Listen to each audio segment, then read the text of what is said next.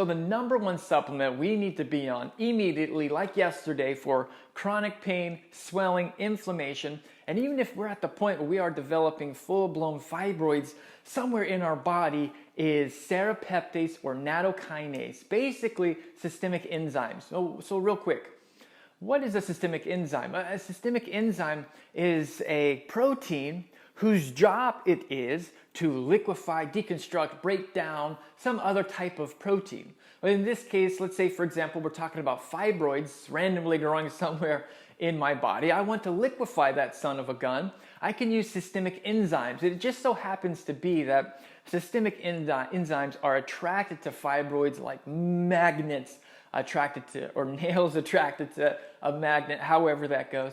Or also like white on rice. These systemic enzymes like the serrapeptase and or the nattokinase they just have a homing device in order to track down just useless conglomerations of junk garbage protein somewhere in my body. And overall, they help with and work for my body, ultimately reducing my net inflammation. And when my inflammation goes down, my swelling goes down. And then when my swelling goes down, so too does my pain levels anywhere on my body go down. They are absolutely awesome, or systemic enzymes are absolutely awesome. I thoroughly recommend you to check them out because they literally will change your life. Now, moving right along. So anytime we're talking about endometriosis, really, mainly what we're talking about is these endometrial cells growing somewhere else other than inside of your uterus. So say, for example, your uterus is here, normal endometrial cells live here. In this case, when we're talking about endometriosis, let's say the cells are growing on top of your uterus. Okay, well, what's the big deal? Well, this is the big deal. They still follow your normal menstrual cycle. So say, for example, when it's that time of the month and you are bleeding, as you should, in a graceful manner out of your vaginal canal, no problems, no issues, no worries. That's cool, that's dandy, that's how it's supposed to be. The problem is the endometrial cells that aren't growing inside of your uterus, they also bleed. But the difference is they bleed into nowhere. They bleed right next to your bladder, and then there's a bladder infection. Or they bleed right next to your colon, and there's IBS all of a sudden. Or they bleed in your pelvic floor, so suddenly you have really, really painful sex. Anyway, they bleed inside your body, and they shouldn't be bleeding inside of your body. They should actually be living inside of your uterus. Now, the obvious question is this. Whoa, back up 2 seconds. Why in the heck would my body allow cells to live in the absolute wrong place, or the place they're not supposed to be living, like what's going down in Chinatown? The culprit to blame here is our immune system. It's just not quite up to par. It's lazy. It took a vacation. It was only supposed to be a week, but it ended up being 10 days or something like that. That's a little joke. Anyway, so it's our immune system's job to find these guys and break them down. And this actually is our segue into healthy probiotics. So just in case you don't know, probiotics are awesome. You need to get on them. Here's why. Number one, they will buffer all of your hormones going on inside of your body. They will manufacture awesomely all of the B vitamins that we need for our healthy, normal, and the most optimum functioning of our internal chemistry going on inside of our body. They also work with and stimulate our immune system, or calm it down. Now, in this particular case, I mentioned like 2 seconds ago, we have some cells growing. They shouldn't be growing where they're growing. It's okay. It's our immune system. He's kind of slack right now. We'll give him a little bit break, and we're going to supplement him with these probiotics. And that's exactly what's going to happen. So in order to wake up our immune system, and in this case, we're focusing on a particular part of our immune system. It's called a natural killer cell. In order to wake this guy up, we got to feed him this compound. It's called interleukin 12.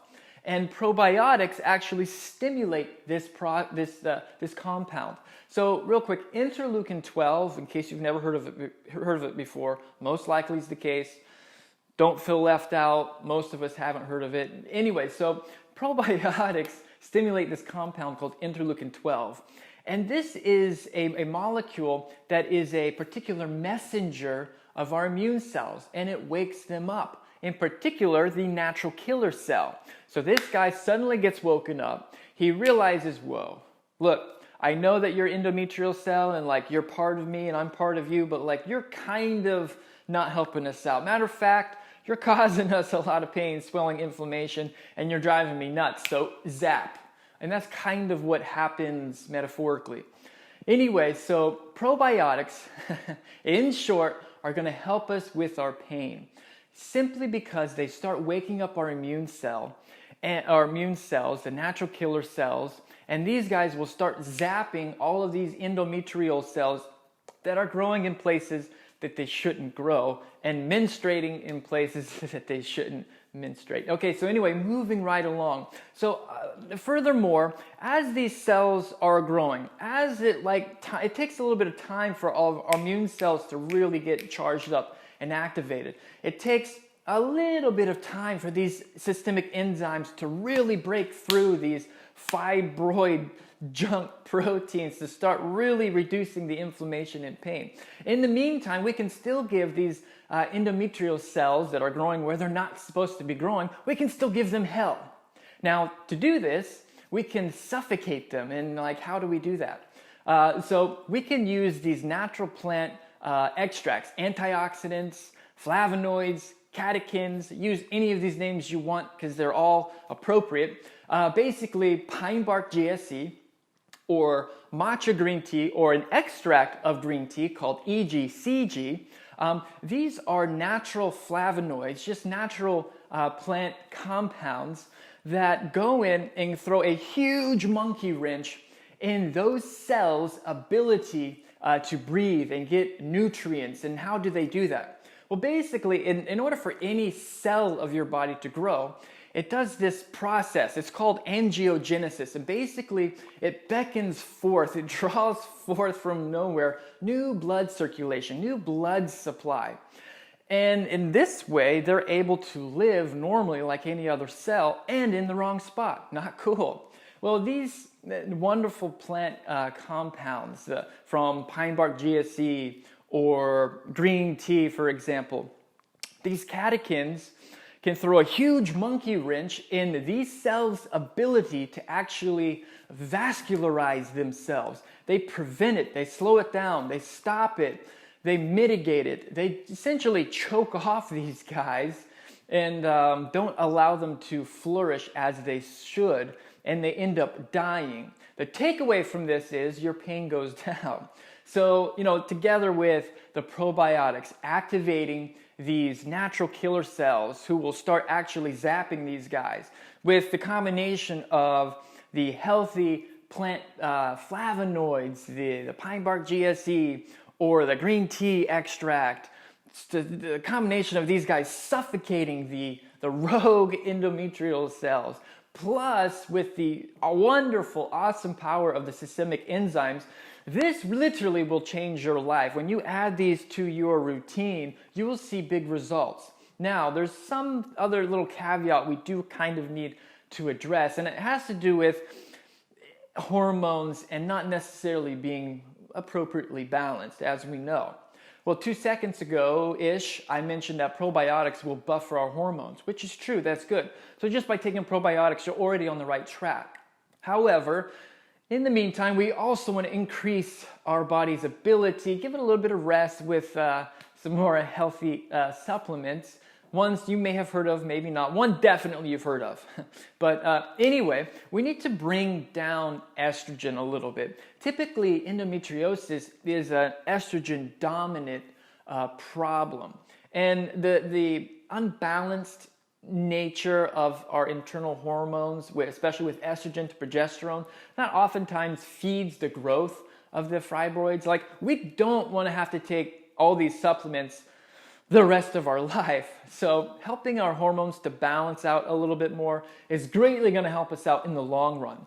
Now, to do this, we can use a wonderful plant extract.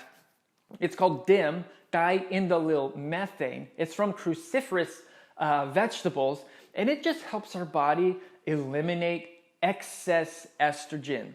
And at the same time, while it's doing that, it's also helping our body eliminate the xenoestrogen. So like the fake estrogens that may or may not be in your home, in your environment, in your food supply. It's just a all-around good excess estrogen eliminator, and it's awesome. Now at the same time, we want to boost up our oftentimes little to none progesterone levels, and we can do that by adding some vitamin D3 to our life. So we can either go out in the sun, if you're for that, good, I'm for that, yeah. Or we can just take some vitamin D3 to help increase and encourage our progesterone levels. So this, my friends, is like a complete system that will greatly put you on track to a wonderful new life, hopefully, with less pain and more regular menstrual happenings. Anyway, I'm just going to leave you with this one last little tidbit. As far as diet is concerned, you just kind of want to stay away from sugar. An easy way of looking at it is there's this chart. It's called the insulin index. Maybe we've heard of the glycemic index. Well, there's also a chart called the insulin index.